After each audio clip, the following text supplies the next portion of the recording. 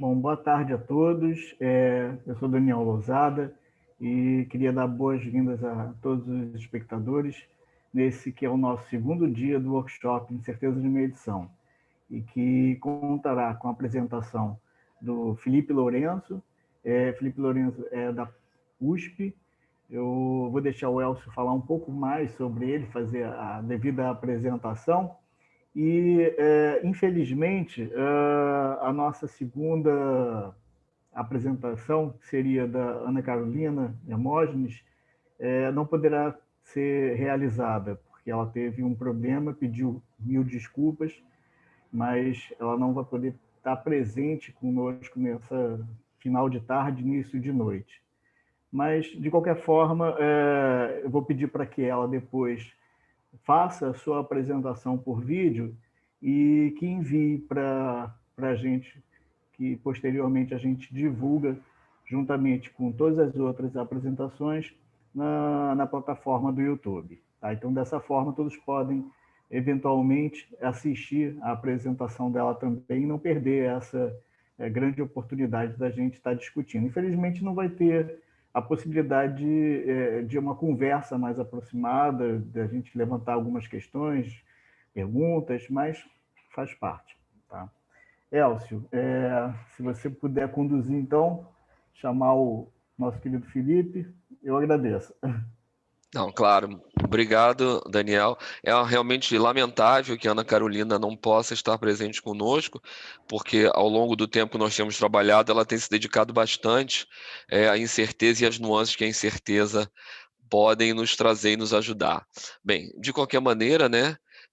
Como você falou, a gente vai gravar alguma coisa para poder disponibilizar para a plateia, né, para os interessados, e nós estaremos disponíveis para poder tirar qualquer dúvida. Bem, mas vamos à nossa primeira palestra. O palestrante que eu convidei é o Felipe Lourenço, né? Que a formação dele, a graduação dele é em farmácia e bioquímica pela USP. Ele tem mestrado e doutorado na área de fármacos e medicamentos também pela USP, e ele já realizou pós-doutorado nos Estados Unidos, em Lisboa, em Portugal, né? E nós nos conhecemos num workshop promovido pelo FORMEC, que é o Fórum Internacional para a Metrologia e Examinologia em Química, do qual ele faz parte.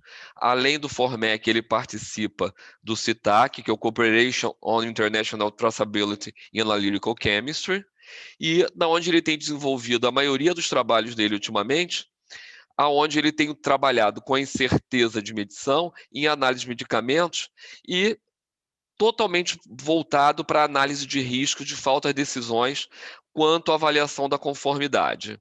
Então, eu não conheço o professor Felipe pessoalmente, como eu comentei anteriormente, nós nos conhecemos no workshop no qual ele estava dando uma palestra e eu fiz uma pergunta. Essa pergunta criou um laço, da qual nós já publicamos 2 artigos em 2 revistas bem interessantes, né? E a gente tem trabalhado juntos. E aí, quando surgiu esse tema de incerteza, eu acho que uma das pessoas mais capacitadas para nos explicar, para poder disseminar esse assunto de quanto a incerteza de medição pode ser útil na avaliação da conformidade é o Felipe. E um dia eu quero ser igual ao Felipe, falar com essa calma, essa tranquilidade e essa paz. Além do que, ele sabe tudo de informática que pode nos ajudar. De vez em quando ele dá aula na USP, mas a maioria do tempo ele resolve todos os problemas de informática dos amigos. Felipe, mais uma vez, muito obrigado. A palavra está com você. Bom, Elcio, antes de mais nada, quero agradecer aí pelo convite, agradecer também ao professor Daniel e ao programa de pós-graduação, pelo convite, pela oportunidade de estar compartilhando um pouquinho do nosso trabalho aí para todos vocês. É curioso, né, eu estava pensando nisso justamente hoje, né, que a gente acabou se conhecendo aí num evento do FORMEC, já desenvolvemos aí 2 trabalhos juntos, temos um terceiro em andamento, e por conta da pandemia, infelizmente, ainda não tivemos a oportunidade de nos encontrar pessoalmente. mas tenho certeza que não vai faltar uma oportunidade aí no futuro.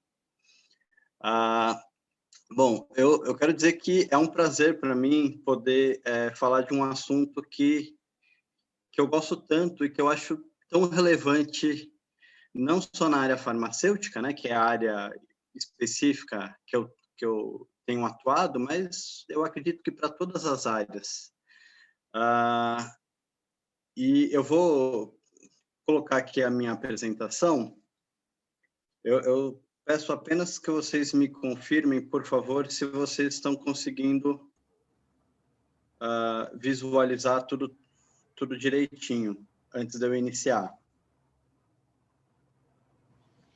Tá sim, Felipe, já está na tela aqui em módulo apresentação. Perfeito, obrigado, Elcio. Bom, então, o assunto aqui que nós vamos tratar nessa apresentação é a utilização da incerteza na avaliação da conformidade. Bom, a gente teve aí um dia muito interessante ontem, né? Um primeiro dia de evento muito interessante, em que a gente falou sobre incerteza de medição, principalmente associada à amostragem, como avaliar isso. E bom, a gente passou aí por todas as etapas para obter a incerteza de medição. E agora o que a gente faz com ela? Né? Qual que é o sentido de ter essa informação da incerteza? E a principal utilização, na minha visão, pelo menos, é utilizar essa informação da incerteza para tomar decisões corretas, ou pelo menos com o mínimo risco dela ser uma decisão errada. É justamente isso que a gente vai abordar nesse seminário de hoje. Bom, então um pouquinho sobre os principais aspectos que a gente vai conversar. A gente vai falar um pouquinho sobre regras de decisão, sobre como definir bandas de guarda, que faz parte aí do contexto dessas regras de decisão. Vamos falar um pouquinho também sobre risco do consumidor e do produtor, risco específico e risco global, e risco particular e risco total. Nós temos aí vários tipos de risco. Eu vou tentar aí explicar o que cada um deles significa e quando utilizar cada um deles, tá bom? Bom, mas eu quero começar dizendo que as medições químicas, elas são de uma importância nas mais diversas áreas. Na área farmacêutica, por exemplo, na avaliação da qualidade de um medicamento, na área clínica, quando a gente vai fazer o acompanhamento, né, ou detectar uma doença ou uma condição clínica de um paciente, na área petroquímica, quando a gente vai avaliar a qualidade de combustíveis ou de produtos derivados do petróleo, na área de alimentos, em que a gente quer avaliar se um determinado alimento ele está ou não contaminado com algum agrotóxico acima ou dentro, a gente espera que dentro dos níveis que a legislação permite. Então, com certeza, a área química ela é importante em diversas áreas. E, apesar de toda a preocupação que a gente tem em relação à qualidade das medições químicas, isso passa por o quê? Pela acreditação pela ISO 17025, pela validação dos métodos analíticos, pela própria avaliação da incerteza, por ensaios interlaboratoriais, ensaios de proficiência, uso de materiais certificados, todos esses pontos que eu estou colocando aqui, de certa forma, estão relacionados com a preocupação da qualidade desse resultado. Mas, apesar de toda essa preocupação, apesar de todos esses esforços, a gente sempre tem alguma incerteza associada às medições químicas. E essa incerteza, ela deve ser considerada no momento de se tomar uma decisão. Afinal de contas, é para isso que a gente realiza medições químicas, para tomar decisões. E essas decisões devem levar em consideração a informação da incerteza. Bom, de uma forma muito resumida, quais são as etapas envolvidas na avaliação da incerteza? Nós começamos definindo o mensurando, né, aquilo que está sendo estudado, que vai ser medido na amostra ou no item que será analisado. Identificamos e quantificamos as principais fontes de incerteza relacionadas com esse mensurando, inclusive quando relevante, aquelas relacionadas à etapa de amostragem, como nós vimos ontem.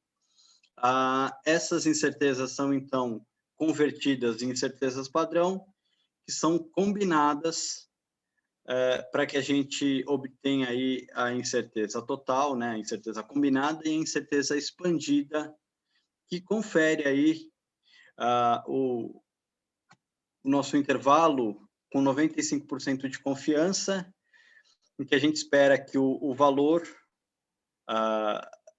que pode ser atribuído àquele mensurando esteja dentro desse intervalo de 95%. Até aí, acho que não é novidade para ninguém aqui.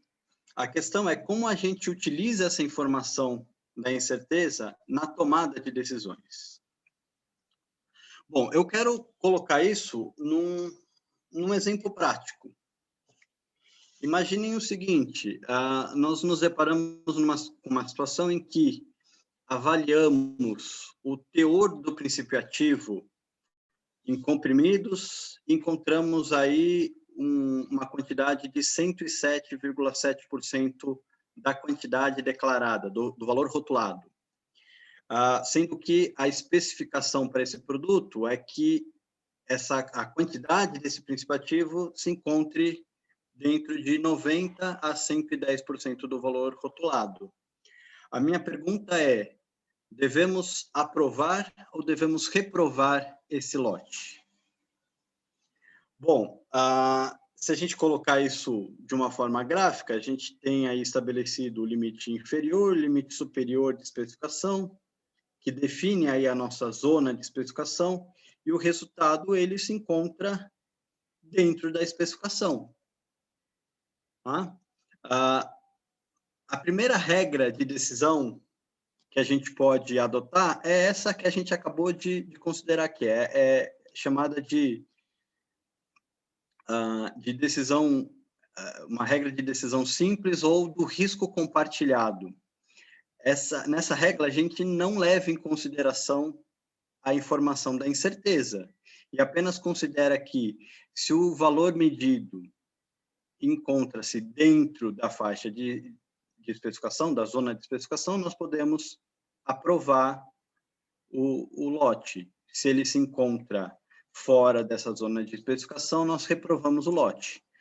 O problema é que, quando nós não consideramos essa informação da incerteza, a gente pode ter uma situação em que existe uma probabilidade consideravelmente alta de tomarmos uma decisão errada.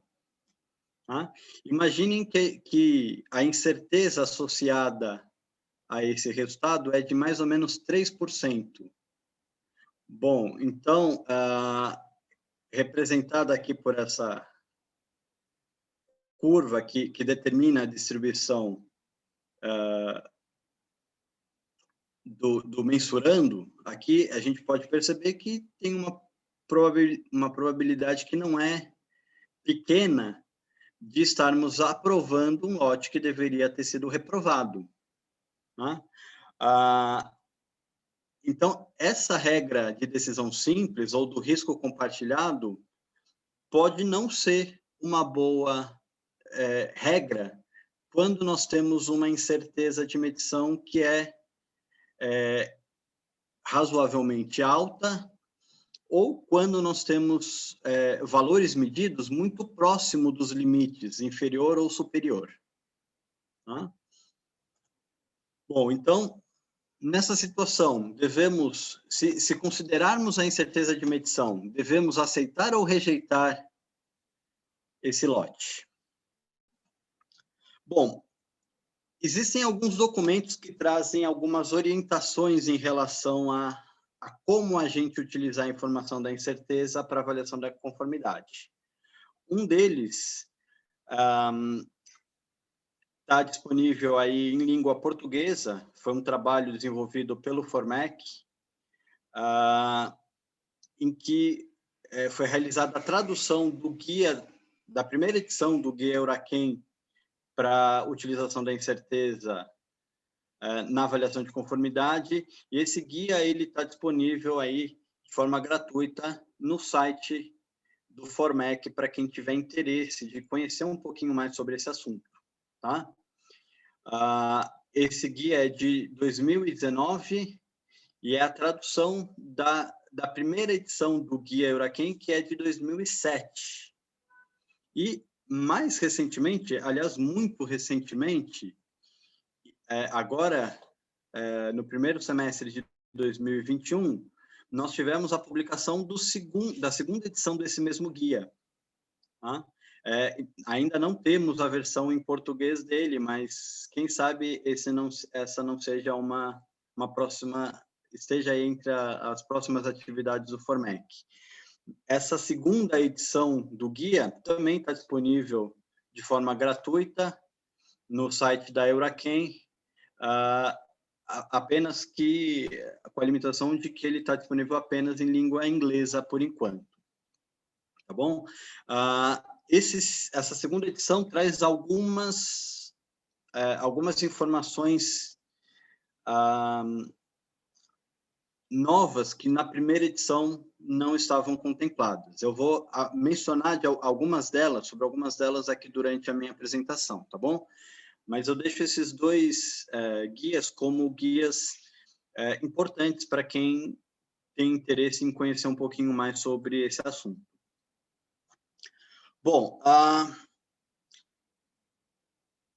como que a gente vai utilizar, então, a informação da incerteza? Por que a incerteza é tão importante nessa avaliação de conformidade? Bom, existem situações em que é muito claro qual é a decisão que a gente deve tomar. Tá? Nesse primeiro exemplo, nós temos o valor medido, mais todo o intervalo definido pela incerteza de medição, toda a faixa da incerteza de medição dentro dos limites de especificação. Então, fica claro que a gente deve aceitar, deve aprovar esse lote ou esse item. Numa situação no outro extremo, quando nós temos o resultado fora de especificação, assim como a faixa da incerteza, toda ela fora da especificação, fica claro também que nós devemos rejeitar esse item ou esse lote. Porém, nós temos situações em que pode existir alguma dúvida em relação a que decisão tomar. Pode ser que nós encontremos o resultado dentro da especificação, porém, quando consideramos a faixa de incerteza, a gente percebe que parte dessa faixa se encontra fora da especificação. E aí a gente pode estar correndo o risco de aceitar um lote que deveria ser reprovado. Isso é o que a gente chama de risco do consumidor. Tá? Está associada a uma falsa aceitação. Por outro lado, se a gente tem o resultado fora dos limites de especificação, porém, quando levamos em consideração a faixa de incerteza, a gente percebe que pode ser que a gente esteja erroneamente rejeitando esse lote. Nesse caso, a gente configura o risco do produtor, tá bom? Então, o risco do produtor associado à falsa rejeição do lote ou do item. Bom, o que esse guia define é como que a gente pode criar regras de decisão para minimizar o risco do consumidor ou o risco do produtor, dependendo do interesse, da parte interessada em que tem esse risco minimizado. Tá? E eu vou mostrar, então, como que isso é feito. A forma mais simples é definir uma banda de guarda, ou uma guard band, que nada mais é do que um valor, um múltiplo da incerteza de medição, que vai ser somado ou subtraído em relação aos limites inferior e superior. Tá? Quando nós desejamos minimizar o risco do consumidor, lembrando aqui que nós temos o limite inferior de especificação, o limite superior de especificação, que definem a zona de especificação. Essa guard band, ela vai ser somada ao limite inferior ou subtraída do limite superior, de forma que a gente vai ter uma zona de aceitação mais restrita do que a original. Isso, a banda de guarda que minimiza o risco do consumidor, ela restringe a zona de aceitação e amplia a zona de rejeição. Por que é feito dessa forma? Porque mesmo que a gente tenha um resultado muito próximo dessa banda de guarda, o risco, a probabilidade de termos uma decisão falsa, ela vai ser muito baixa, menor do que o risco máximo admissível que foi definido aí na ocasião do cálculo dessa banda de guarda. Usualmente, a gente utiliza aí um valor máximo de risco de 5%, em alguns casos de 1%. Bom, então, esse cálculo da banda de guarda é uma forma muito simples de minimizar o risco de decisões falsas. E a gente vai simplesmente corrigir, vai somar ou subtrair essa banda de guarda dos limites de especificação para minimizar esse risco. Então, no exemplo que eu havia trazido agora há pouco, né, daquele comprimido em que a gente encontrou aí um valor de 107,7% do valor rotulado, vamos considerar aí que a nossa incerteza de medição foi de 1,5, tá? E que a gente vai assumir um risco máximo de 5%, que corresponde a utilizar um fator de abrangência de 1,64, tá? Aqui, esse valor é de 1,64 porque a gente faz uma avaliação unilateral, apenas para um dos lados, assumindo que a gente tem aí uma distribuição normal do mensurando. Tá? Por isso, o valor de 1,64, não o valor de aproximadamente 2. Isso nos leva a uma banda de guarda de 2,46, que vai ser, então, somada ao limite inferior e subtraída do limite superior. Então, agora o nosso limite de aceitação passa a ser, ao invés de 90 a 110, passa a ser de 92,46 a 107,54. Tá bom? Essa é a nossa zona de aceitação. E tudo que se encontra fora desse intervalo é a nossa zona de rejeição.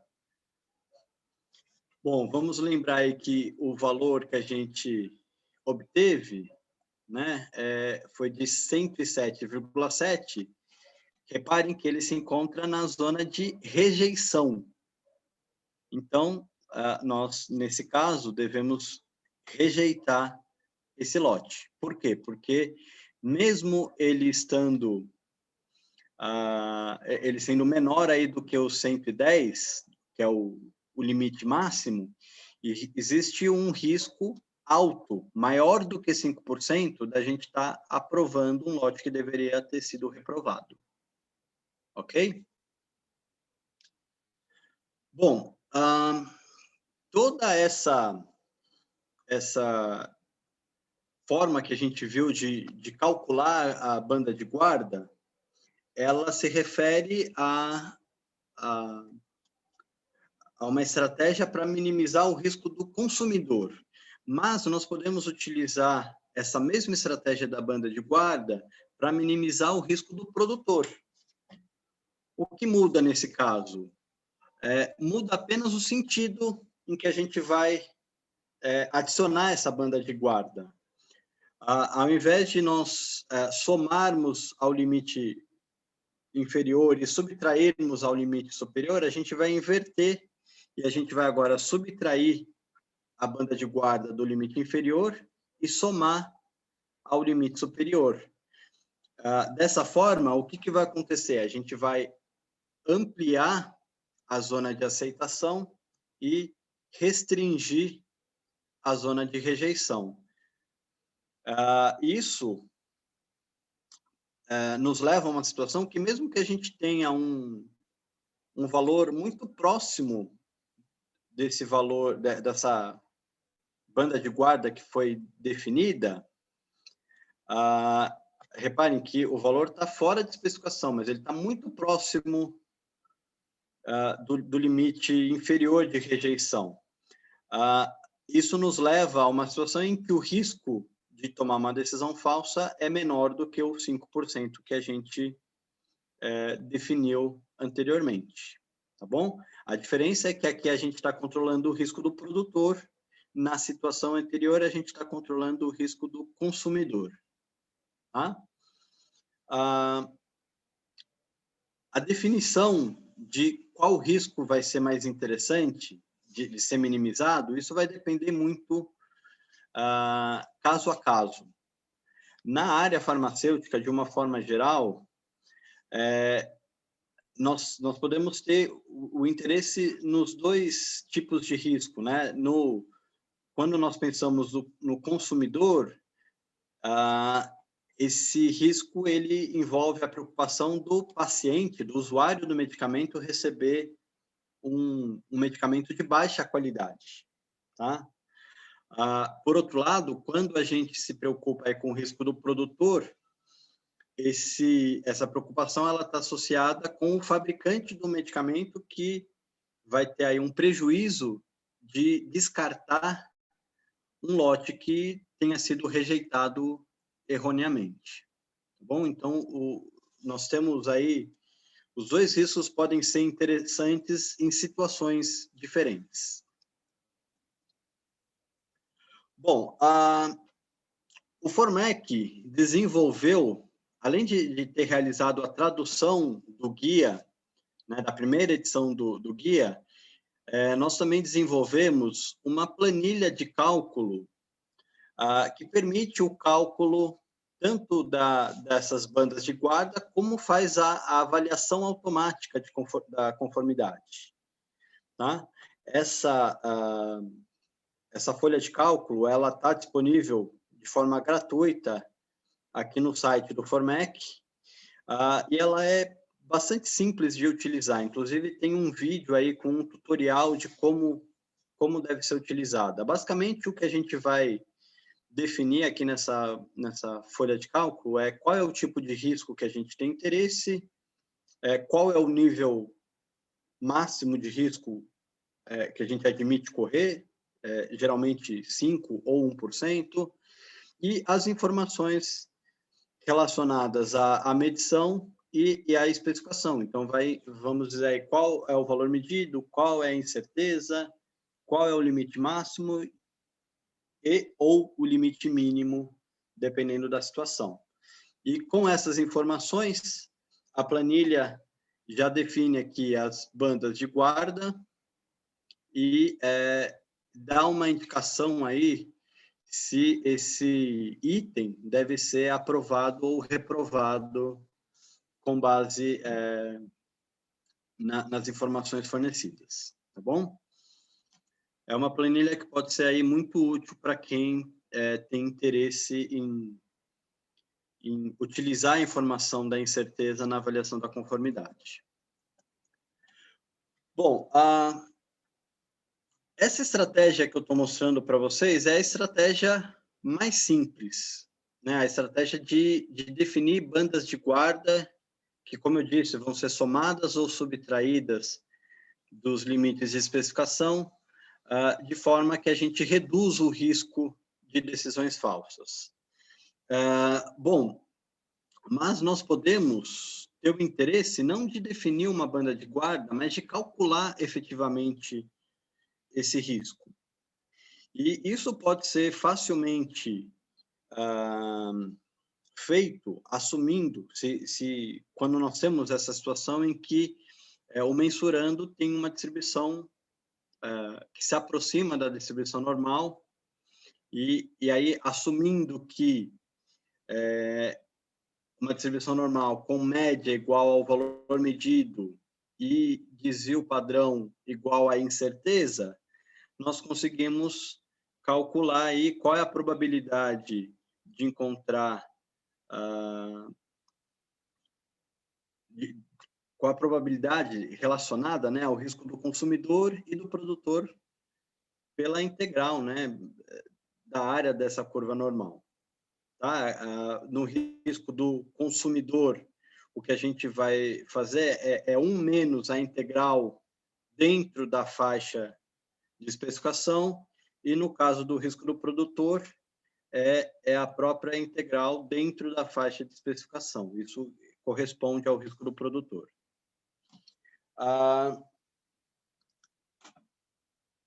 Em algumas situações, a gente pode se deparar com casos em que a incerteza não tem, ou mensurando, melhor dizendo, não tem uma distribuição normal. A própria incerteza, ela leva a um intervalo de confiança que é assimétrico, e aí a gente pode utilizar o método de Monte Carlo. Na realidade, o método de Monte Carlo ele vai funcionar tanto para situações de distribuição normal, como de outros tipos de distribuição. Por exemplo, uma distribuição log normal, em que a gente tem um intervalo de confiança assimétrico.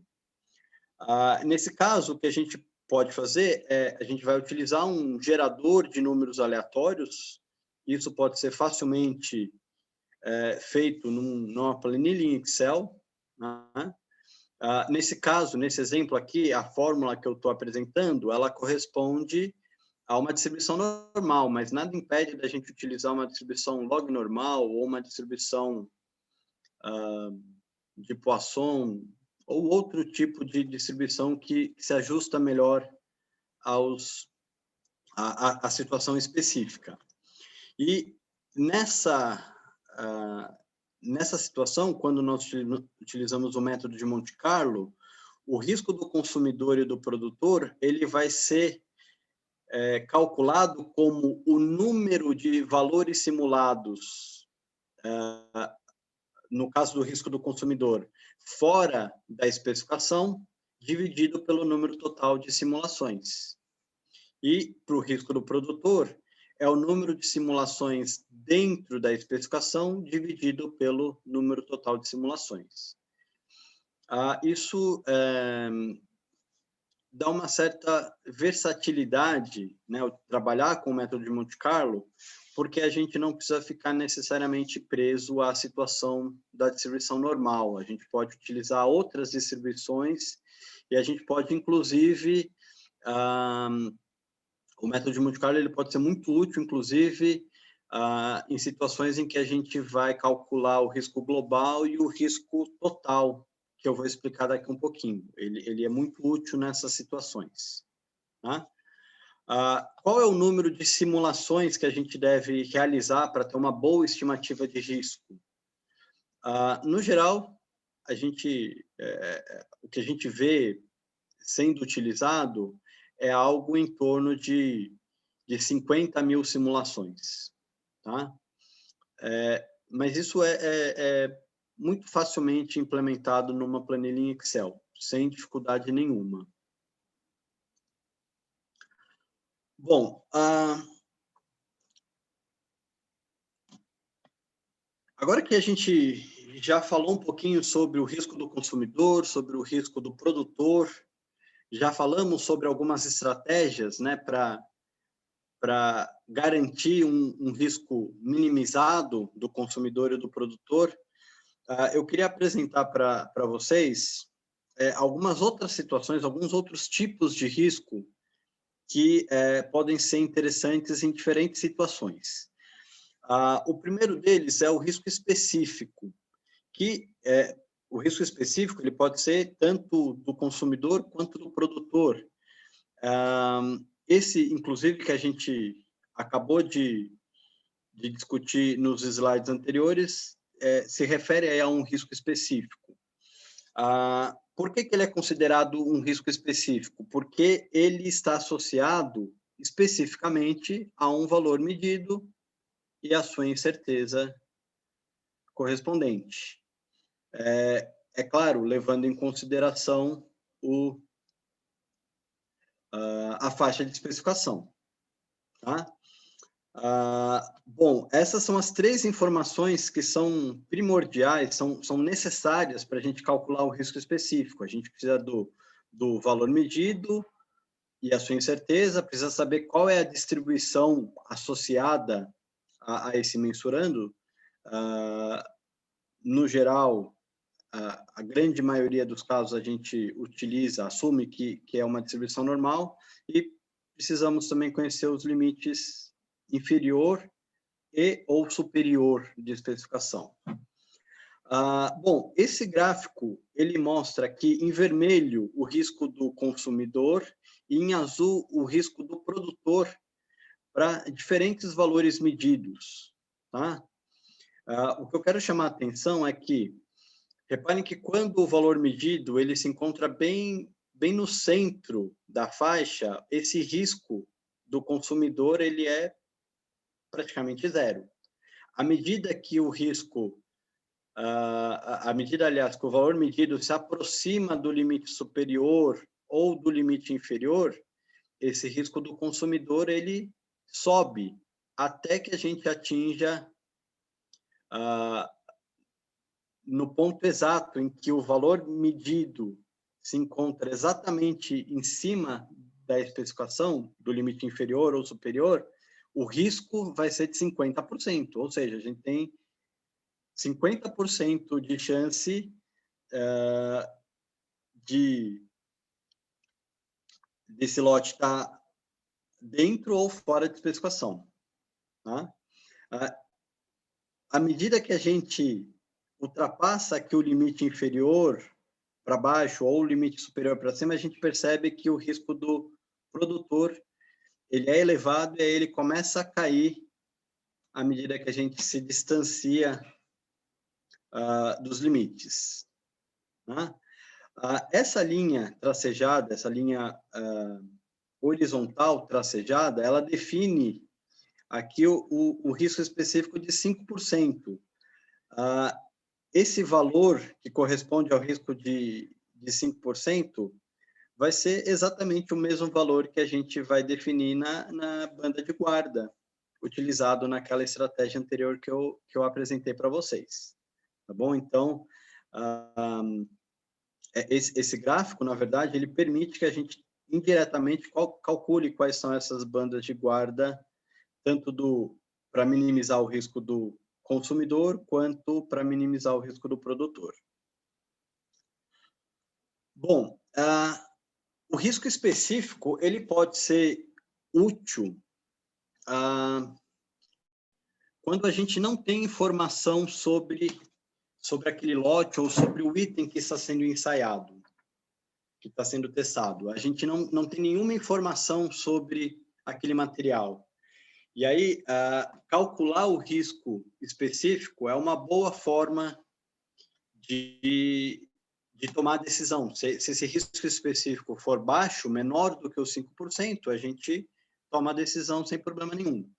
Se esse risco específico específico for elevado, maior do que os 5% que a gente assume correr, a gente pode definir, nesse caso, um procedimento de reteste ou aumentar a quantidade de amostra para tentar diminuir a incerteza. Podem ser definidas diferentes estratégias para lidar com essa situação de ter um risco elevado. Bom, mas em algumas situações o risco específico ele pode não ser o mais interessante. Pode ser mais interessante a gente calcular o risco global. O risco global ele leva em consideração a informação prévia do histórico que a gente tem sobre esse produto. Tá? Imaginem que a gente tem um processo produtivo. Vou dar o exemplo de novo daqueles comprimidos, né, que estão sendo produzidos. Eu tenho um histórico aí de 30, 40, 50 lotes que foram produzidos anteriormente. No risco global, eu levo em consideração a informação do histórico desse processo, mais a informação da incerteza de medição e da especificação, para calcular o risco de um lote que eu venha a analisar no futuro. Eu não preciso ainda ter o resultado, o valor medido, tá? Eu ainda vou analisar esse lote, mas eu já tenho como ter uma estimativa de qual é o risco do consumidor e do produtor. De que forma a gente pode calcular esse risco global? Imagine o seguinte, nós temos aqui 50 mil lotes, tá? E eu estou plotando, vamos supor que a gente tivesse como conhecer o valor real desse lote, de cada um desses lotes, né? Cada uma dessas amostras. E eu estou plotando aqui o valor real contra o valor medido. A gente espera que exista uma convergência, né, entre esses dois valores, mas por conta da incerteza pode existir uma certa dispersão e que nos leva a situações de decisões equivocadas. Aqui em cinza, olha, eu tenho que o valor real está dentro da especificação e o valor medido também está dentro da especificação. Então, eu estou aprovando corretamente.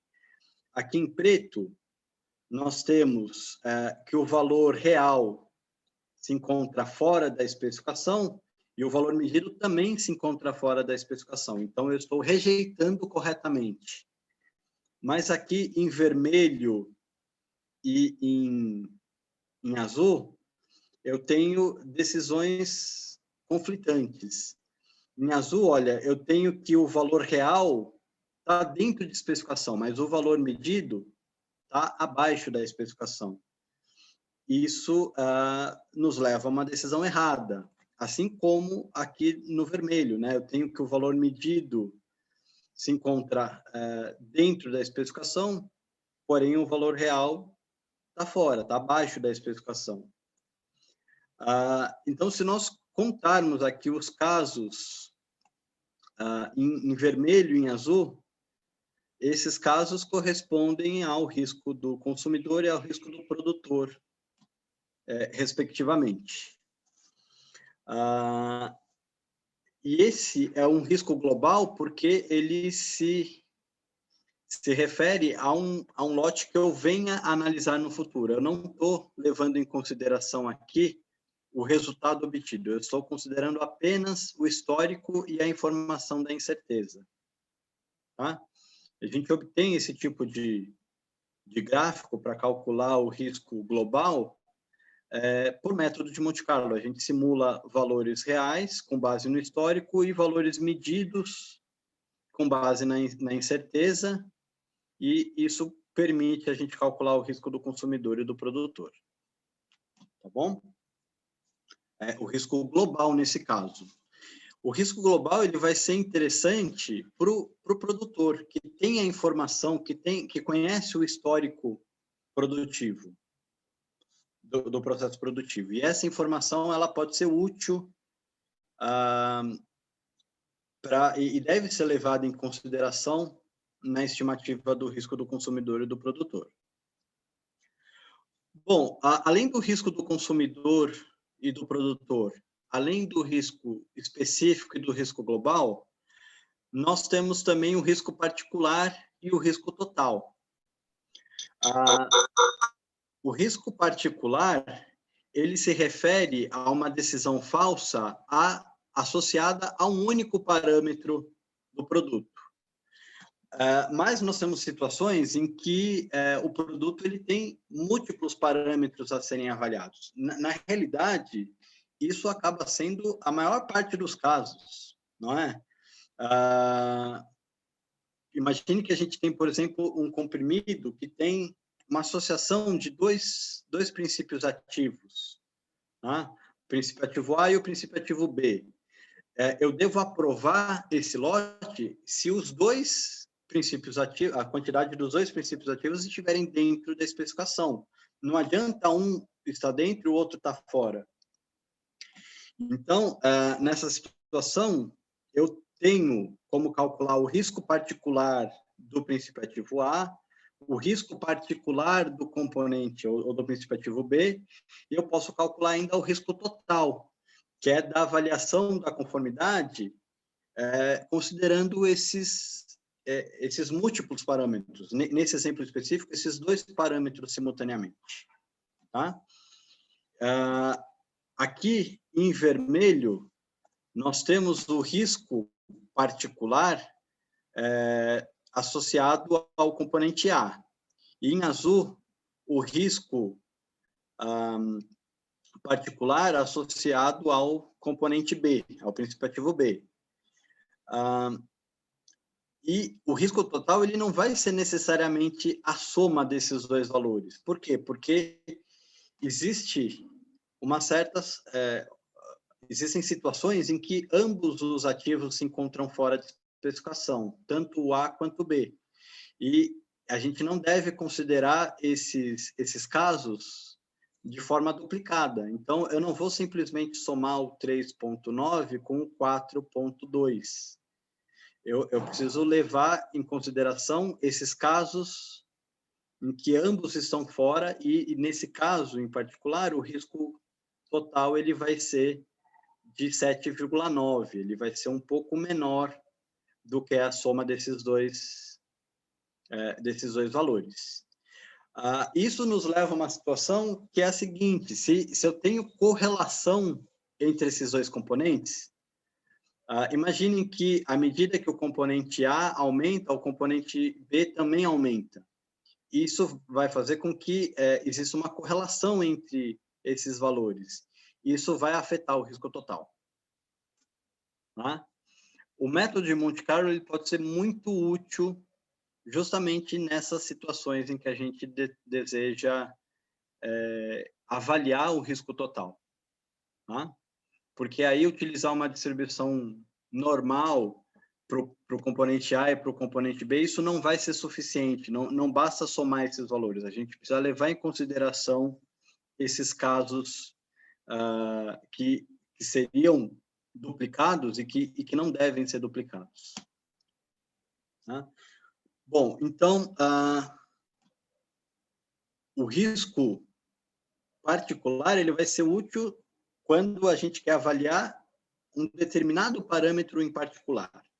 Mas o que interessa para a gente, na grande maioria dos casos, é conhecer o risco total, porque ele que vai dar a informação da avaliação de conformidade multiparâmetro do produto. Tá? Isso, como eu disse, a maior parte dos casos se enquadra nessa situação multiparâmetro, né? Se a gente for pensar num combustível, por exemplo, a gente tem vários parâmetros que precisam ser avaliados, uma análise de água de efluente, são vários parâmetros que vão ser analisados. Então, não basta calcular o risco particular, porque ainda que os riscos particulares sejam baixos, reparem que aqui nos dois casos, tanto do componente A quanto do componente B, estão abaixo de 5. Mas quando a gente olha para o risco total, esse risco total ele é muito maior do que os 5% que a gente admite correr. ok? Bom, estamos caminhando aí para o fim da minha apresentação. Eu quero trazer apenas algumas considerações importantes. Vocês viram como a gente utilizar a informação da incerteza de medição para avaliação da conformidade. Mas é importantíssimo pensar na definição dos limites, tá? Quando esses limites são regulatórios, são limites oficiais, vamos dizer assim, essa situação fica muito facilitada, né? Porque aí nós temos uma regulamentação, uma legislação a seguir. Mas quando nós não temos, esses limites eles precisam ser definidos de forma que sejam valores relevantes, que realmente diferenciem um produto de qualidade de um produto de má qualidade, por exemplo. Além disso, a incerteza de medição que vai ser utilizada aqui, ela precisa ser avaliada de forma adequada, ela não pode ser nem subestimada, nem superestimada, porque isso vai afetar, vai subestimar ou superestimar também o risco de decisões falsas. Tá? E, por fim, uma última consideração é que quando essa avaliação de conformidade, ela não se refere apenas àquele item ensaiado, mas aquilo corresponde a uma amostra, e essa avaliação de conformidade ela vai ser extrapolada para o lote todo, é importantíssimo considerar a incerteza associada à amostragem, como a gente viu aí no dia de ontem, tá bom? Essas três considerações são importantíssimas para que a gente tenha uma avaliação de conformidade adequada e que minimize realmente o risco de tomadas de decisões falsas. Bom, eu trago aqui ainda algumas referências, as principais referências que eu utilizei aqui para essa apresentação, e encerro agradecendo pela oportunidade e pela possibilidade de compartilhar um pouco dessas informações com vocês, tá bom? Muito obrigado. Felipe, nós que agradecemos, sua palestra foi maravilhosa, eu acho que todo mundo aqui se engrandeceu com o que você passou para a gente nesse momento, e tem algumas perguntas que, se você não se importa, vou passar para você tentar respondê-las. Claro, com certeza, estou aqui à disposição. Perfeito. Pedro Paulo, ele falou o seguinte: Felipe, o suplemento do GUM recomenda que o número de interações seja maior a 10 à quarta sobre 1 sobre menos P. Se P é igual a 95%, esse número deve ser maior do que 200 mil. Você comentou em 50 mil. Esse número baixo não poderia gerar valores errados? Olha, esse risco, esse número de 50 mil simulações, é claro que quanto maior o número de simulações, melhor vai ser essa estimativa do risco pelo método de Monte Carlo, tá? Mas na prática, em termos práticos, fica muito difícil de diferenciar valores de risco muito pequenos, muito baixos, tá? E por isso que, no geral, essas 50 mil simulações, elas são suficientes, tá? Porque, no geral, a gente não vai querer diferenciar uma situação de se o risco é 0,1% ou 0,12%. A gente vai querer saber se é maior ou menor do que os 5%. E isso, no geral, é suficiente para ter uma boa estimativa de risco. É claro que como o método de Monte Carlo é um método amostral, né, a cada vez que você gera uma nova interação, gera um novo conjunto de dados, o risco ele vai variar levemente. Mas com 50 mil simulações, essa variação ela é bastante pequena, é suficiente para a tomada de decisão. Tá? Mas é claro, se você tiver como usar 200 mil simulações, não tem problema nenhum. Ainda melhor. Ainda melhor. Perfeito. Posso falar rapidamente? Deve? Então, primeiro quem está falando é o Pedro Paulo. Pedro Paulo, ele foi aluno do nosso programa, Felipe, e ele tem livros, né, na área de metrologia física. Então, é uma pessoa que estuda isso há bastante tempo e é uma satisfação tê-lo aqui com a gente.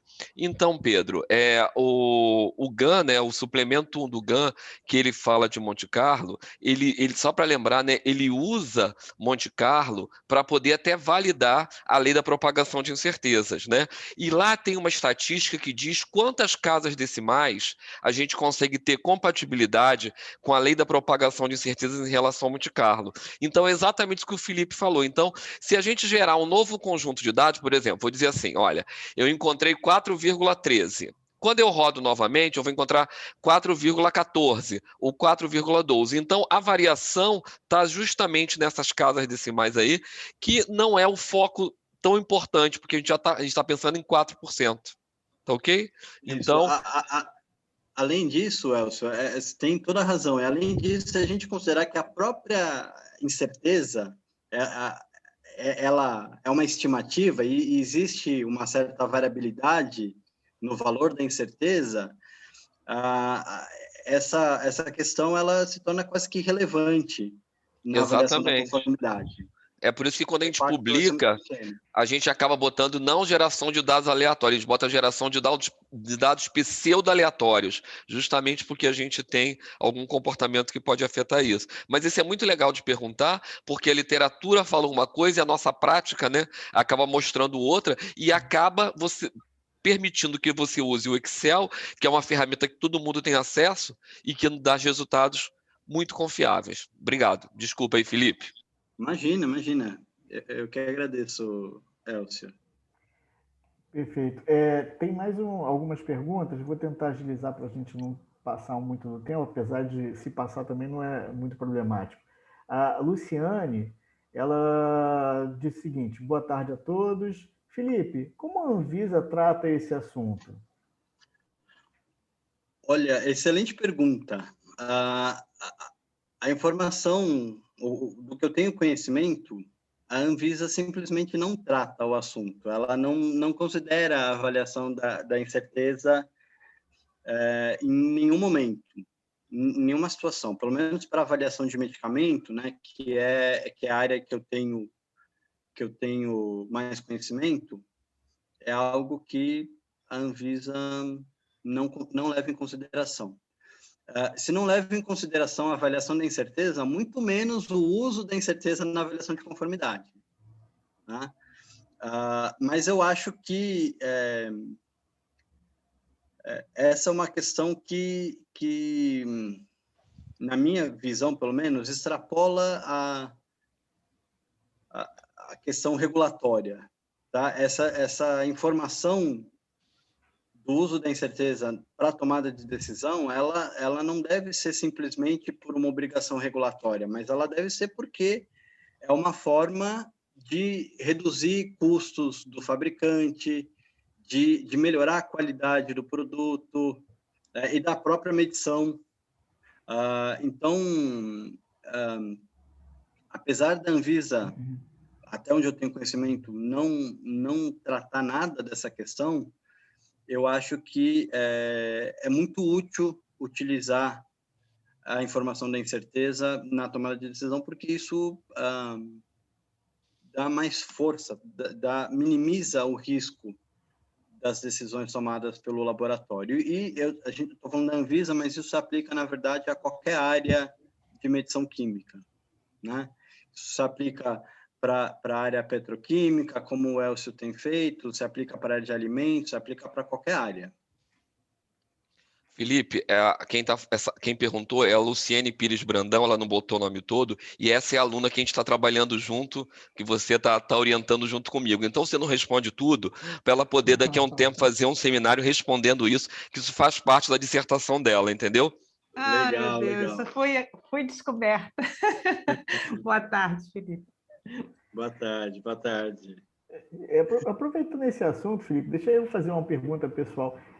Existe alguma influência do risco de alguma droga para a saúde das pessoas aumentar ou reduzir o limite superior ou inferior quando vocês pensam na liberação de determinada droga? Ah, se eu entendi bem a questão, se, dependendo do efeito dela, se ela pode ter um limite menor ou um limite maior de especificação.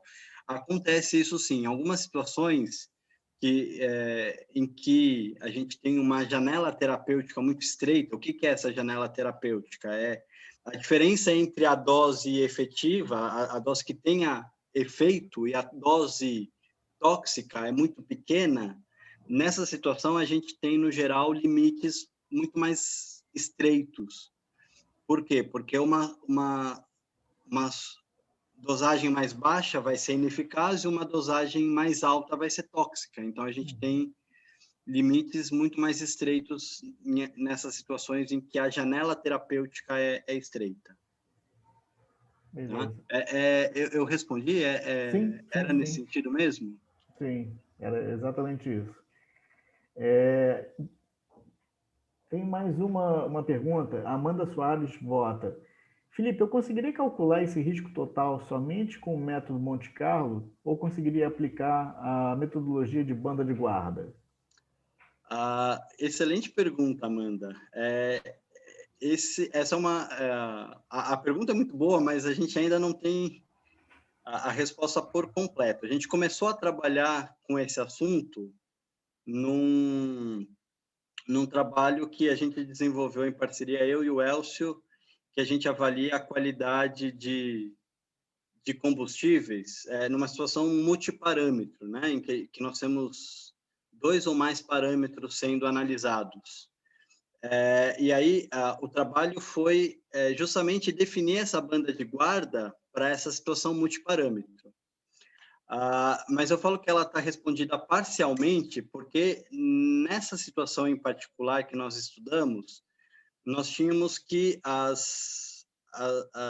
os componentes, né, os 2 parâmetros que estavam sendo estudados eram independentes. E isso leva a uma situação em que o cálculo dessa banda de guarda é muito mais simples. Agora, em situações em que esses parâmetros, por algum motivo, eles são correlacionados, isso afeta o risco total e, consequentemente, vai afetar a definição da banda de guarda multiparâmetro. Tá? E a gente tem aí um trabalho de mestrado que está iniciando agora justamente para responder essa pergunta. Tá? Então, eu fico te devendo essa, Amanda. Ou eu te respondo parcialmente. É possível em situações mais simples. A gente pode compartilhar depois esse trabalho que eu e o Elcio desenvolvemos para você conhecer um pouquinho mais. Tá? Mas é para situações ainda mais simples. Para situações em que existe correlação, a gente ainda não tem essa resposta. Tá? Provavelmente é possível. A questão é como calcular, porque isso vai ter que levar em consideração a correlação entre os parâmetros. Perfeito, Felipe. Eu agradeço mais uma vez pela sua participação e sua contribuição nessa noite de hoje. Tem várias perguntas, a gente depois passa para você, para a gente não atropelar muito o horário, e novamente agradeço. E para minha felicidade, felicidade de todos nós, eu acabei de receber a notícia que a Ana Carolina conseguiu resolver os problemas que ela estava enfrentando no dia de hoje e vai poder participar com a gente fazendo a sua apresentação. Elcio, eu vou pedir para que você, então, produza a Ana Carolina e dê seguimento, então, ao nosso workshop sem nenhum percalço. A gente vai conseguir finalizar com todas as apresentações prometidas. Ok. Bem, queria agradecer o Felipe mais uma vez, tá ok, Felipe? E realmente você mostrou que a gente tem muita coisa para caminhar nisso aí, a gente tá andando. Então, muito obrigado. Bem, dando continuidade, que bom que a gente tem surpresas positivas, né? A Ana Carolina vai poder discutir um pouquinho o que a gente tinha planejado. Porque, na verdade, o que aconteceu? Devido à quantidade de perguntas, o interesse ontem sobre a questão da incerteza da amostragem, a gente acabou mudando a apresentação da Ana Carolina, onde ela vai mostrar, né, algumas outras aplicações em relação à incerteza da amostragem. E Ana Carolina tem trabalhado comigo no mestrado, né, só que a graduação dela é engenharia de petróleo e gás, e ela tem um viés muito forte para a parte ambiental. Então, Ana Carolina vai fazer a apresentação dela, dando a continuidade ao que a gente falou ontem, da incerteza da amostragem, e a gente promete que muito em breve nós vamos fazer um outro seminário, né, aonde a gente vai continuar falando sobre a importância da avaliação, da incerteza na avaliação da conformidade, trazendo a questão do controle estatístico de processo, garantia da qualidade, para a gente poder juntar isso com outro grupo. Então, Ana, por favor, a palavra está com você. Muito obrigado. Olá, boa noite.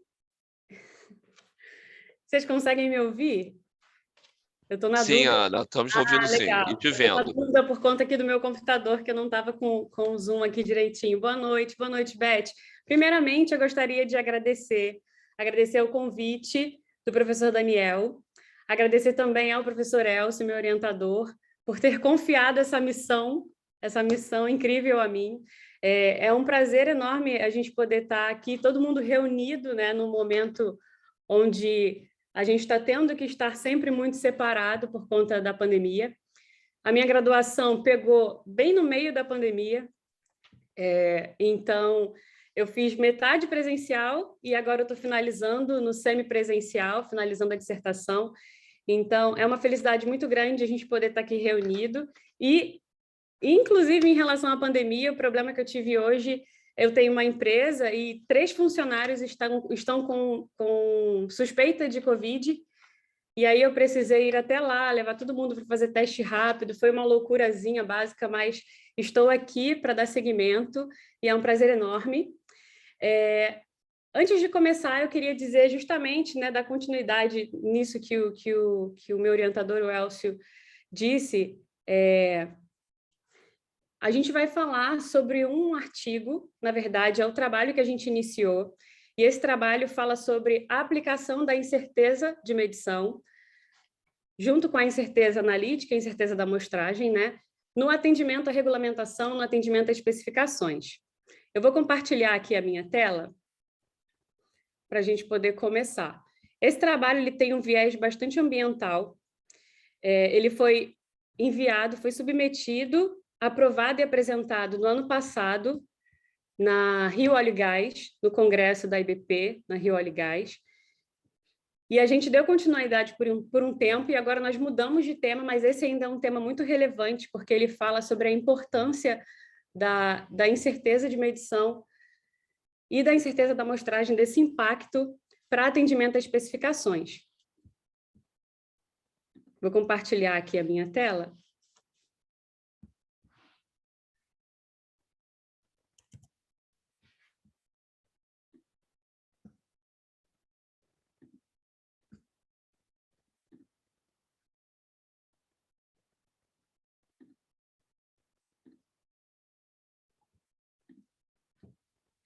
Prontinho.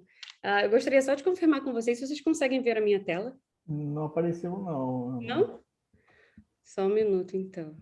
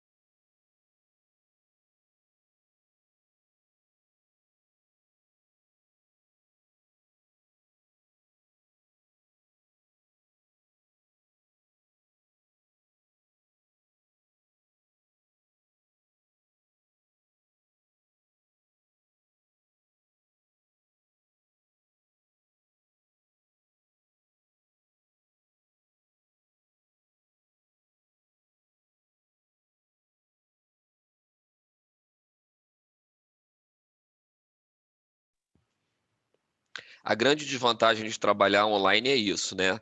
Se a gente tivesse presencial, já estava fofocando, a gente já estava falando sobre o jogo amanhã de futebol, da Conmebol, a gente já te levanta para tomar um café, beber uma água, mas a gente aqui, a gente fica mais limitado quanto a essas coisas, né? Ou os alunos de mestrado estavam falando da gente, né? Estavam falando, os professores falando assim, já estamos de férias, se a gente ouve falar, aluno de pós-graduação não tem férias, né? Que nem eu já falei hoje. É verdade. Mas a gente acaba perdendo essa interação, mas a gente tem que se adequar, né, gente? Porque é o que a gente tem para hoje, né? Exato, exato. Inclusive, eu gostaria de pedir desculpas, é que eu estou com um computador diferente, o MacBook, e eu tenho zero talento com esse computador, então eu estou aqui ainda lutando para conseguir. Eu vou fazer o seguinte, eu vou pedir, por favor, que o professor Daniel faça o compartilhamento para mim, porque eu acho que não vai rolar, e eu não quero que isso atrase a nossa apresentação ou atrapalhe aqui o clima da apresentação que está tão bom, né? Tá, eu vou... Eu enviei por e-mail, Daniel. Eu já tinha enviado, mas eu enviei uma nova versão, que eu modifiquei.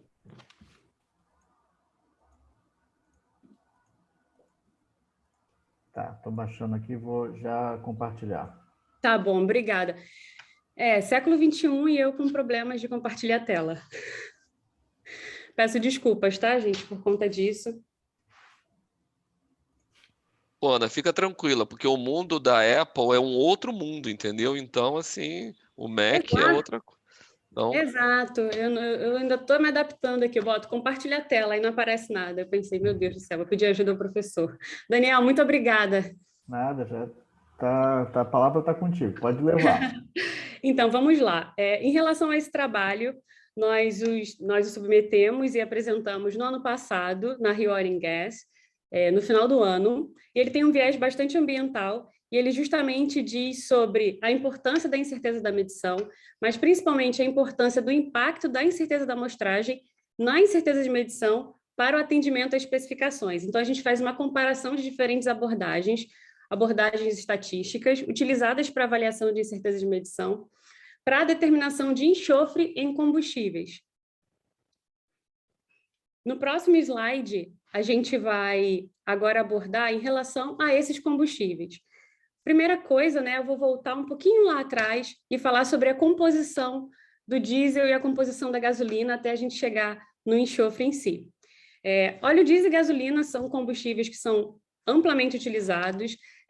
O volume desses combustíveis é muito alto, utilizado anualmente, e isso faz com que a quantidade de emissões que nós temos, né, anualmente seja muito elevada. Se a gente for utilizar aí os dados do Anuário Estatístico da ANP de 2020, que usa dados de 2019, inclusive eu fiz questão de utilizar esses dados de 2019, porque era um ano que ainda não tinha pandemia, então são dados mais próximos dos habituais, né? A gente teve a comercialização de 55 milhões de metros cúbicos de diesel e 38 milhões de metros cúbicos de gasolina. Então, a gente pode observar que é um volume muito elevado. E por que o enxofre pode ser um problema na queima desses combustíveis? Quando a gente fala de combustível derivado de petróleo, a gente fala de diversos componentes que existem ali. O petróleo bruto, ele é formado de hidrocarboneto, nitrogênio, tem oxigênio, tem enxofre, tem compostos metálicos. Então, todos esses componentes, eles permanecem no petróleo, independente da fração que nós tenhamos. Então, se a gente for pensar em todas as frações que nós podemos ter dentro do petróleo bruto, seja ela querosene, gasolina, diesel, todas essas frações que são separadas do petróleo, nós vamos ter ali pequenas quantidades desses outros componentes. E essa separação é feita a partir do ponto de ebulição de cada uma dessas frações. Então, nós conseguimos, dessa forma, visualizar que cada ponto de ebulição vai ter o combustível que nós vamos conseguir tirar dali, e todos eles vão ter o enxofre como um dos poluentes, um componente, na verdade.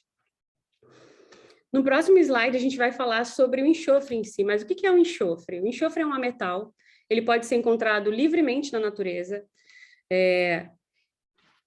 ele pode ser encontrado no subsolo, ele pode ser encontrado ao ar livre. E quais são os danos que o enxofre pode causar estando no combustível?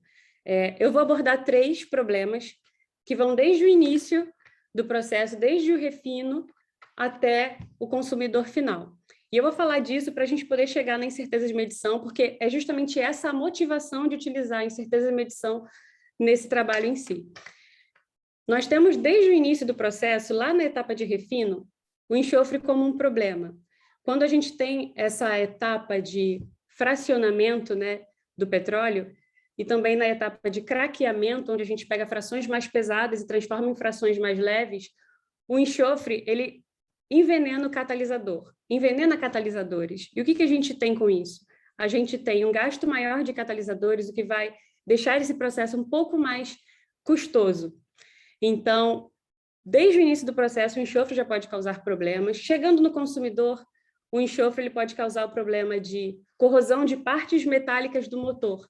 Então, quando você vai utilizando o combustível, ele vai queimando, o dióxido de enxofre em contato com a água faz gerar o ácido sulfúrico. E o ácido sulfúrico, ele faz com que as partes metálicas do motor dos veículos seja corroída, seja danificada.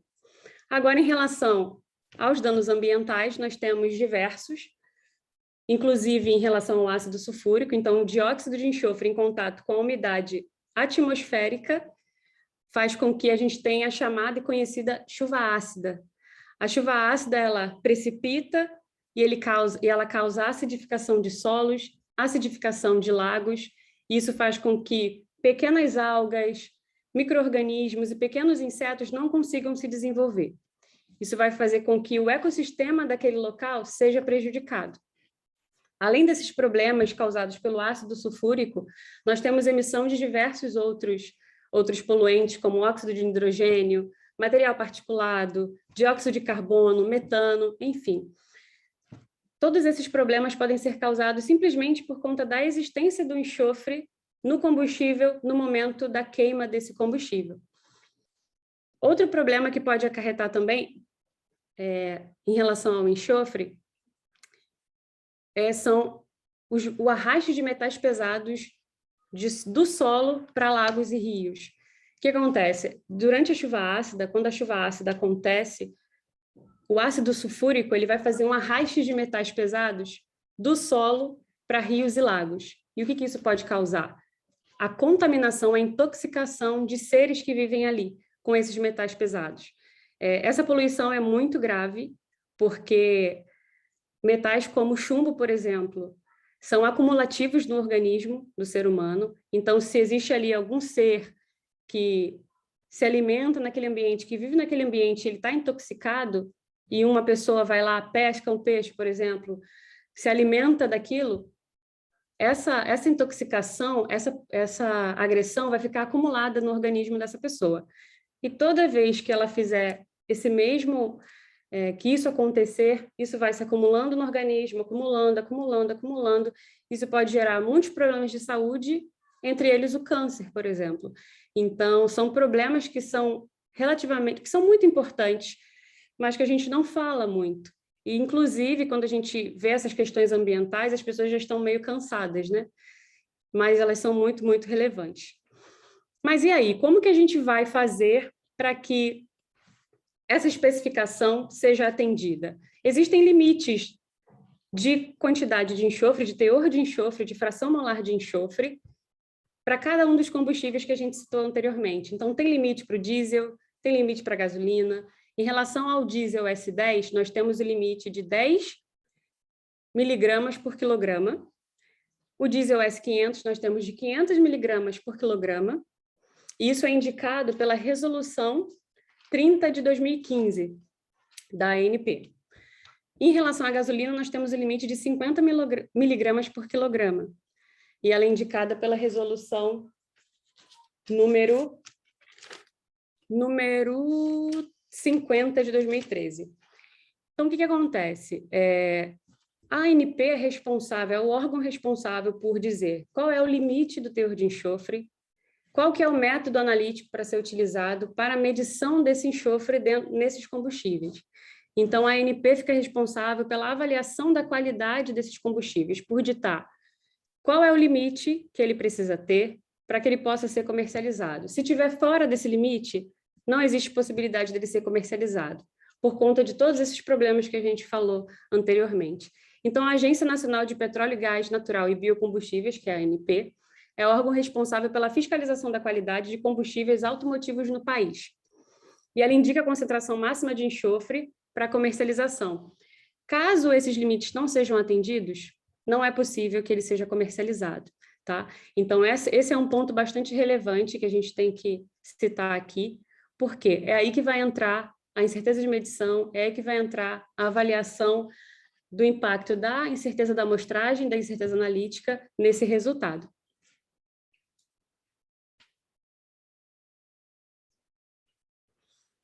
Vamos lá, em relação à norma, né, a 17025, o que ela faz? Ela dispõe quais são os requisitos gerais para competência de laboratórios de ensaio e de calibração. Então, ela indica, inclusive, que o impacto da incerteza da amostragem deve ser levado em consideração no resultado da incerteza de medição. Não é possível que a gente consiga encontrar o resultado, o valor correto de um mensurando, né? Não é possível que a gente tenha o valor exato, mas com a incerteza de medição a gente consegue descobrir para mais e para menos o que está mais próximo do valor ideal, do valor correto.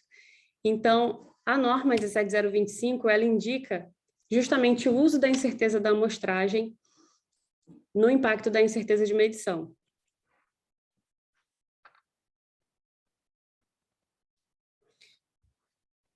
Em relação à incerteza de medição, eu vou entrar um pouquinho mais sobre o que seria incerteza analítica, incerteza da amostragem, mas antes eu vou falar sobre alguns documentos que existem, né? A gente tem o ISOGAN, e do ISOGAN sai o método mais clássico, o método mais utilizado para avaliação de incerteza de medição, que é a Lei de Propagação das Incertezas, que é o LPU. Ele é amplamente utilizado, ele é amplamente recomendado, porém, na utilização desse método, a gente não consegue avaliar o impacto da incerteza da amostragem, a gente consegue avaliar o impacto da incerteza analítica. Então, a gente perde um pouquinho, a gente perde a relevância, a gente perde qual é o impacto, a gente perde qual que é como que isso poderia alterar o resultado final. Já no Guia Euraquem, né, a gente tem também outras metodologias que podem sim indicar a incerteza de medição e levando em consideração tanto a incerteza analítica quanto a incerteza da amostragem. Então, o objetivo desse trabalho era justamente fazer a comparação entre esses dois métodos e entender se, utilizando o método mais tradicional do ISOGAN, a gente teria o mesmo resultado do resultado que a gente obteve utilizando os métodos do Euraquem, que levam em consideração tanto a incerteza analítica quanto a incerteza da amostragem. Falando um pouquinho de uma forma geral, ontem nós tivemos assim apresentações que foram incríveis, que foram excelentes, e elas abordaram sobre incerteza de medição, abordaram sobre incerteza analítica, sobre incerteza da amostragem, mas para quem não estava ontem no workshop, eu vou falar um pouquinho sobre isso. Então, a incerteza de medição, ela vai indicar exatamente qual é a dispersão em relação ao valor atribuído ao mensurando. Então, a gente tem ali, dentro da incerteza de medição, a relevância de trazer uma indicação quantitativa da qualidade de um resultado informado. Dentro dessa incerteza de medição, a gente tem a incerteza analítica, que é a incerteza do método analítico que a gente vai utilizar, e também a gente tem a incerteza da amostragem, que é a incerteza do momento de obtenção da amostra. Então, tudo que varia em relação ao momento de obtenção da amostra, o ponto, em qual ponto você obteve a amostra, quais eram as condições ambientais do momento em que você obteve a amostra, qual foi a técnica utilizada para obter essa amostra, então, tudo isso vai fazer com que a gente tenha alguma diferença no resultado, e isso pode impactar justamente no valor da incerteza. Então, resumindo, o objetivo do trabalho foi justamente a gente fazer uma comparação entre essas abordagens, entre a LPU e uma das abordagens indicadas no Guia Euraquem, que a gente utilizou foi a nova análise da variância. E a análise da variância, ela faz uma comparação entre variáveis em diversos níveis, né? Então, a gente utiliza essas duas técnicas, essas duas metodologias, uma que leva em consideração somente a incerteza analítica e a outra que leva em consideração a incerteza analítica e a incerteza da amostragem. Em relação aos métodos que são indicados pela ANP, como eu disse anteriormente, 2 métodos são indicados dentro da regulamentação. Um deles é o ASTM D5453, que utiliza fluorescência UV, e o outro é o ASTM D7039, que utiliza fluorescência de raio-x com dispersão de comprimento de onda monocromática. Esses 2 métodos são métodos utilizados para análise do combustível, para descobrir qual é o teor de enxofre existente neles, e eles são indicados por essas regulamentações da ANP. Então, o que acontece? A ANP ela lança um documento, dentro desse documento vai ter o limite da especificação, vai ter qual método que você deve utilizar para medir, entre outras informações.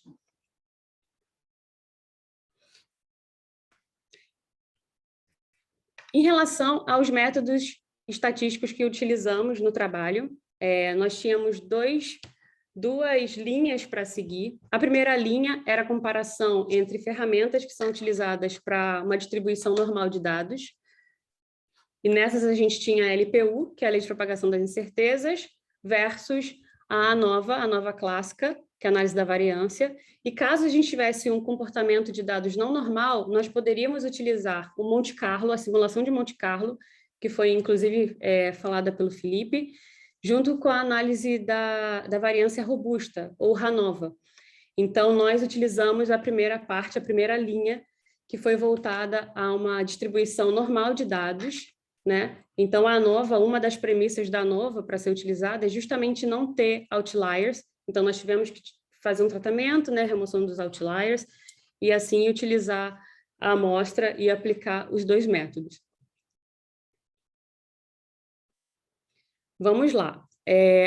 Sobre a parte experimental, o que aconteceu? Nós tivemos as amostras a partir do terminal de Itabuna, que fica na Bahia, né, no terminal na Petrobras Transporte, na Transpetro.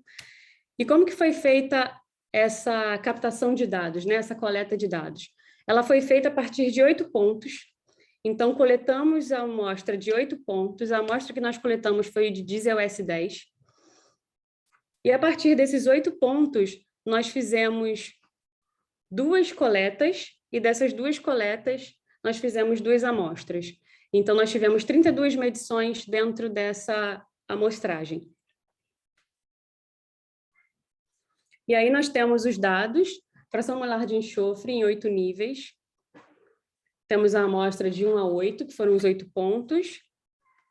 S1, amostra 1, amostra 2, e S2, amostra 1 e amostra 2. Então, nós temos aí os 32 dados que foram utilizados para esse estudo. Após isso, nós fizemos as replicatas. Então, a gente pode observar esses valores abaixo.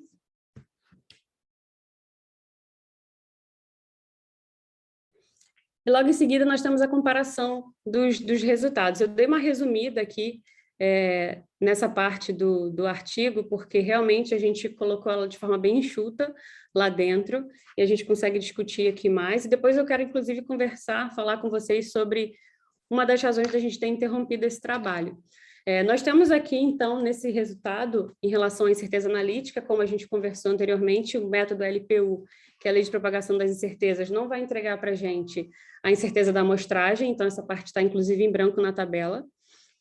E na ANOVA, nós temos tanto a parte da analítica quanto da incerteza da amostragem. Só que a ANOVA ela não vai entregar tantos detalhes, tantas informações em relação à incerteza analítica como a ferramenta, como o método da Lei de Propagação das Incertezas. Então, nós temos aí um problema, né?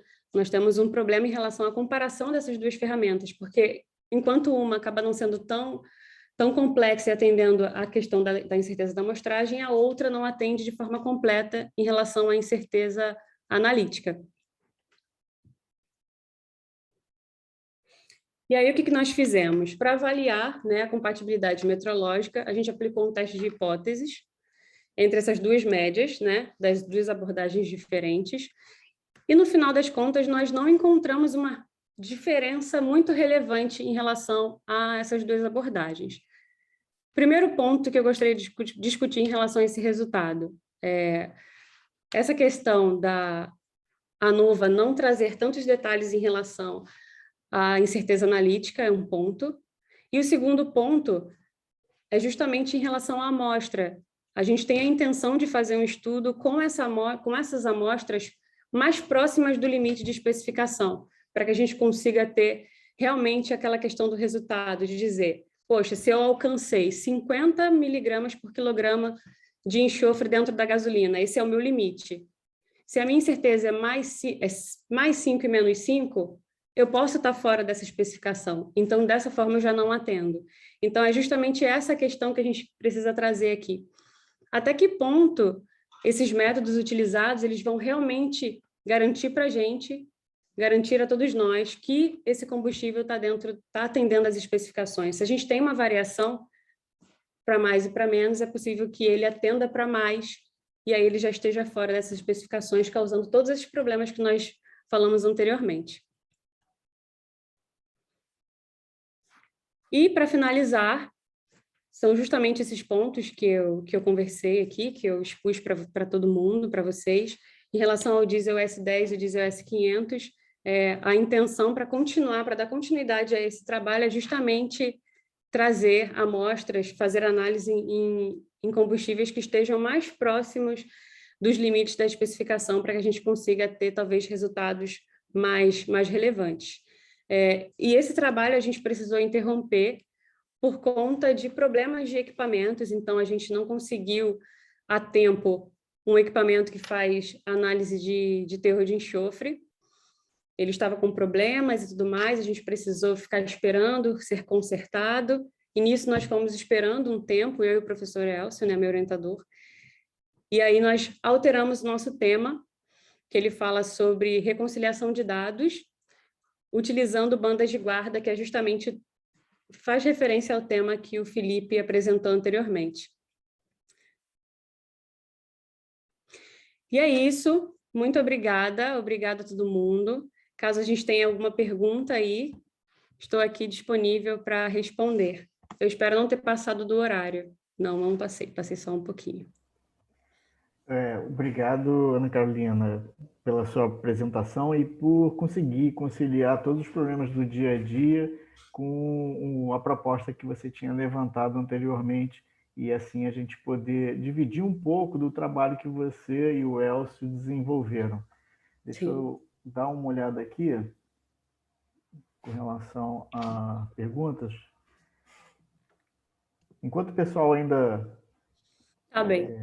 vai pensando para te elaborar uma pergunta, deixa eu comentar, porque eu acho que faz parte. A gente que trabalha na academia, a gente que desenvolve trabalhos experimentais, está sujeito a esse tipo de problema, né? Sim. Sabe que, eventualmente, você planeja um determinado ensaio e esse planejamento vai por água abaixo porque a gente não consegue efetivamente o equipamento ou não consegue algum insumo para realizar o ensaio que era desejado. Isso acontece, mas a gente espera que no futuro, mesmo que você não venha continuar desenvolvendo esse trabalho, que ele possa ser retomado para que a gente tenha os objetivos concluídos da proposta do trabalho original. Sim. Essa é a intenção, né? Essa é a proposta. Como nós temos assim, né, prazos e tudo mais, a gente já optou por um novo tema que o Elcio brilhantemente já me indicou. Nós estamos seguindo num outro trabalho que tem um tema interessantíssimo, inclusive é algo que nem é muito falado, nem é muito estudado, até para conseguir material desse tema é bastante desafiador hoje. E eu estou bastante empolgada com esse novo desafio aí, mas realmente é interessante retomar, né? Inclusive, eu quis falar sobre esse trabalho aqui, porque foi algo que eu comecei desde o início da dissertação. Nós conseguimos, inclusive, publicar esse artigo, apresentar esse artigo, e agora nós já estamos indo para o próximo artigo sobre esse novo tema. mas é sim o interesse em retornar continua, e não deixar o trabalho pausado. Talvez publicar depois, mesmo que não seja tema da dissertação, mas publicar depois em uma revista, em congresso, enfim. Com certeza, com certeza. E só comunicando, né, que apesar de você não ter apresentado o que a gente tinha pensado inicialmente, com uma série de outras questões, o convite fica feito, tá? Uma vez que o trabalho fique mais direcionado, que você já Sim. tenha ele com mais confiança, Uhum. você está convidada para voltar e dividir com a gente todos os seus achados. Okay? Legal. Obrigada, Daniel.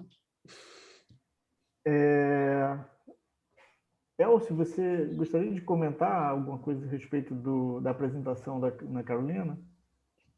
Então, na verdade, esse trabalho que a gente teve que interromper, na verdade, ele está em hold em termos do programa, né? Porque como a própria Ana acabou falando, a gente tem prazo dentro do pós-MQI, com qualquer programa de mestrado, e eu já vi alguns alunos perderem a oportunidade de terminar Sim. o mestrado ou doutorado por conta da parte experimental. Como eu sou macaco velho e tenho mais de 30 anos de Petrobras, eu sei como é que as coisas acontecem dentro da empresa e que às vezes o processo é um pouco moroso. Então, a parte experimental, o equipamento está prestes a voltar. Por um acaso, hoje mesmo eu perguntei ao meu colega lá, então o equipamento vai voltar e a gente já tem em hold um outro assunto para um outro aluno de mestrado, que inclusive a Ana pode até me ajudar a orientar esse novo aluno, porque ela gostou bastante desse trabalho. Assim como ontem, a gente já deixou a questão do TOG, do teor de óleo em graxa, né, em petróleo, a gente, em águas, né, para a área de petróleo, a Uhum. gente já tem esse outro assunto para poder ser estudado, né? Como a gente consegue comparar e se há comparabilidade entre a incerteza proveniente do GAN e a incerteza proveniente da análise de variância ou da análise de variância robusta, como a Ana explicou, a depender do comportamento dos dados. Então, esse é um trabalho que já não está mais com a Ana agora, porque a gente tinha que dar continuidade por causa do prazo dela, né? Mas que a gente continua estudando e com isso a gente mostra o quanto essa questão da incerteza da amostragem acaba sendo importante. Eu acho que alguém fez algum comentário, alguma pergunta. Ah, não, foi o Felipe aqui que eu pedi um documento para a Beth e é com o Felipe. Ok. Mas com certeza, o tema é bastante interessante e importante, né, que a gente precisa discuti-lo e trazer à luz para que alguns problemas, como a Ana ressaltou, não venham a acontecer. O pessoal tá tímido. Enfim, Ana, eu queria te agradecer, tá, mais uma vez pela sua participação. Eu acho que você conseguiu superar os seus problemas diários e para estar aqui com a gente. Eu sei que nem sempre é fácil, tá? Então, mais uma vez, obrigado. E antes de encerrar esse nosso evento e passar efetivamente a palavra para o meu querido Elcio, eu queria só passar algumas considerações, algumas informações e algumas considerações a respeito dessa experiência que a gente está tendo hoje, ontem e hoje, no workshop, tá?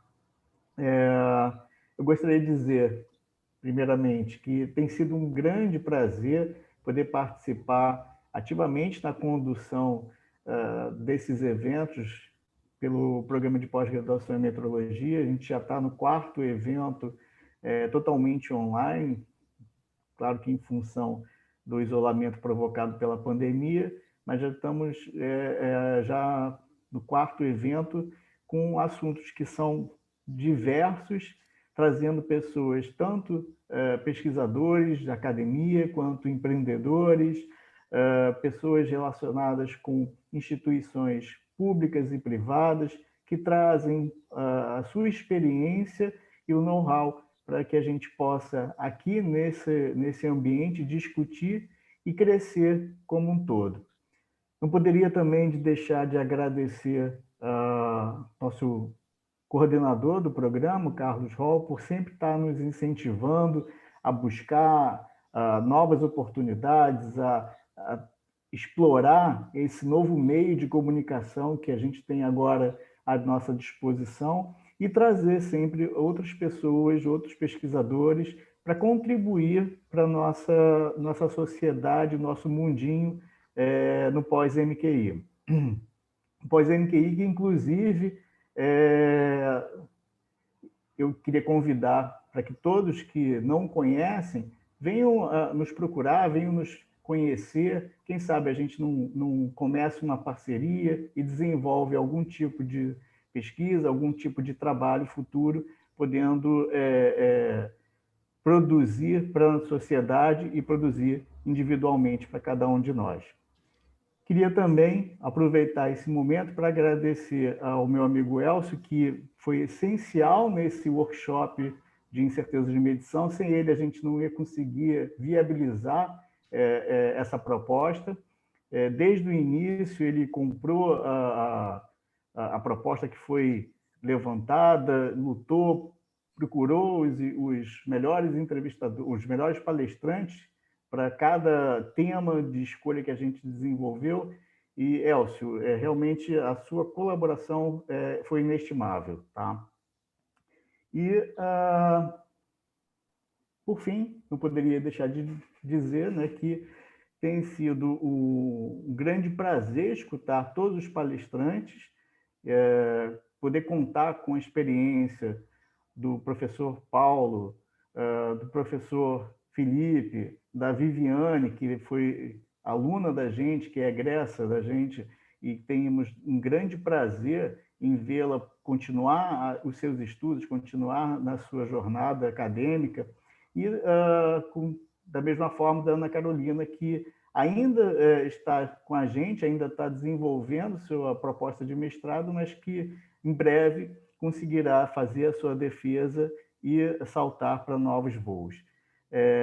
Enfim, eu só tenho a agradecer. E, Elcio, eu te pediria, então, para que você pudesse fazer o nosso fechamento com as suas considerações.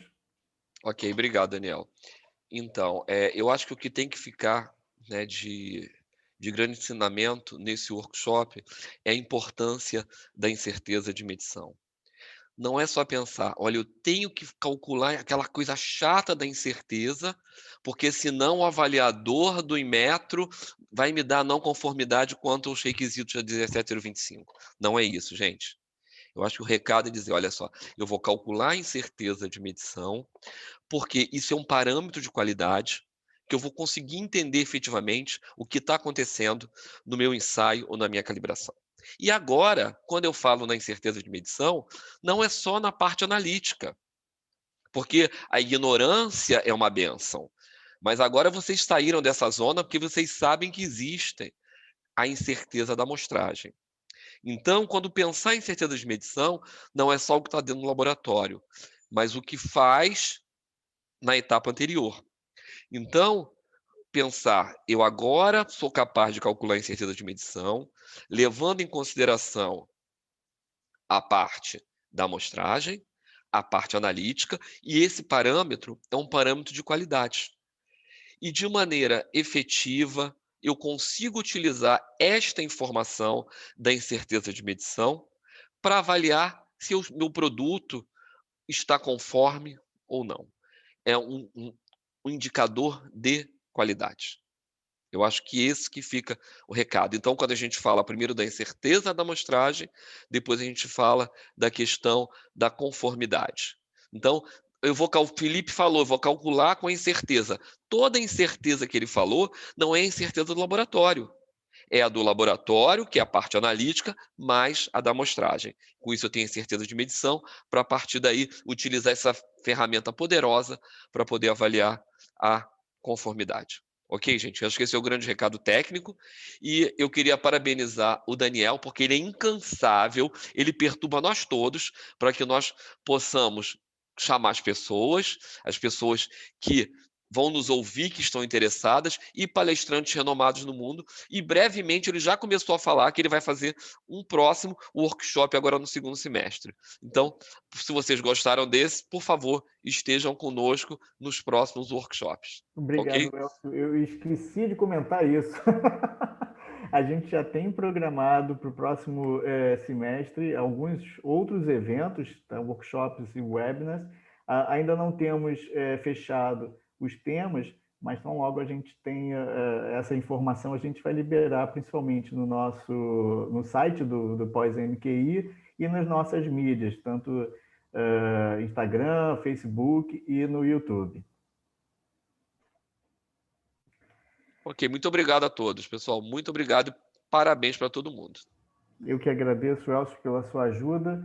Agradeço a todos pela audiência e por ter estado conosco até esse momento e até uma próxima oportunidade.